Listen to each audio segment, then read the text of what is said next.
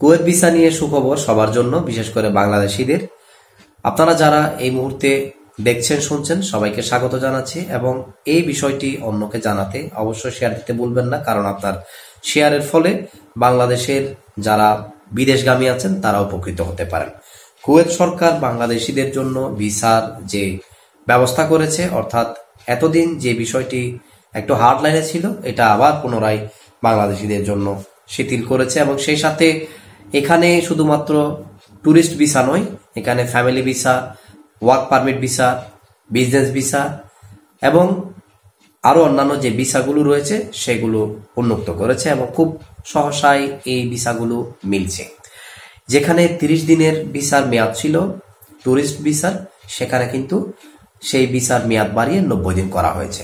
তো বাংলাদেশে যারা বিভিন্ন সময় কুয়েতে বসবাস করছেন বা এখনো পর্যন্ত অনেকে যেতে পারেননি, উভয়ের মধ্যে একটা বিষয় ছিল, যারা সেখানে ছিলেন তারা সংশয়ে ছিলেন, যারা কাগজপত্র আপডেট করতে পারেননি তাদের জন্য যেমন সুখবর, যারা বাংলাদেশ থেকে বিদেশ যেতে চান মধ্যপ্রাচ্যের এই সমস্ত আরব অঞ্চলে, তারা এই ভিসার ব্যাপারটাকে আপনারা কাজে লাগাতে পারেন এবং আবেদন করতে পারেন। আবেদনের জন্য তেমন বিশেষ কিছু সেখানে খুব হার্ড লাইনের কোনো কিছু করেনি, যেটা ইউএইতে করা হয়েছে। এখানে শুধুমাত্র জন্ম নিবন্ধনের যে কাগজ এবং যে নাগরিকত্বের যে পরিচয়, এগুলোকে আরবিতে ট্রান্সলেট করে জমা দেওয়ার কথা বলা হয়েছে। শিক্ষাগত যোগ্যতা বা অন্যান্য যে ব্যাপারগুলো আছে সেগুলো সম্পর্কে এখানে তেমন কোনো হার্ড লাইনে নাই। অর্থাৎ বর্তমানে দুবাই বা এই ইউএই অঞ্চলের যে সমস্ত ভিসাগুলো, বিশেষ করে দুবাইয়ের ভিসা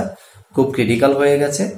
এখান থেকে তারা আগে যে প্রসেসে ভিসা দিত সেটা এখন গ্লোবাল বিএফএস কে এই দায়িত্ব দেওয়ার ফলে দুবাইয়ের মুফা এবং বাংলাদেশের মুফা তাদের দ্বারা ভেরিফাইড হয়ে সেই ভিসাগুলো এখন দিতে হচ্ছে বিদায় অনেকে এই ভিসা থেকে এখন নিরুৎসাহিত হচ্ছেন বা পাচ্ছেন না, যাওয়ার সুযোগ থেকে বঞ্চিত হচ্ছেন।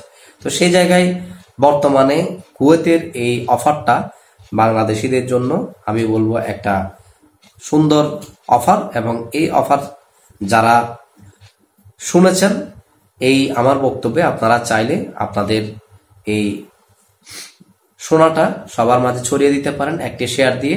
এতে অনেকগুলো বাংলাদেশের মানুষ উপকৃত হতে পারে এবং এখানে যেভাবে আপনাদের ভিসা প্রসেসের ব্যাপারটা আমি বলেছি, আপনারা যারা এই ব্যাপারগুলো বুঝেন অনলাইনে তাদের ফরেন মিনিস্ট্রির ওয়েবসাইটে ঢুকে এগুলো একটু দেখলে আপনারা যারা নিজে নিজে অ্যাপ্লাই করতে জানেন আপনারা নিজেরাও অ্যাপ্লাই করতে পারবেন।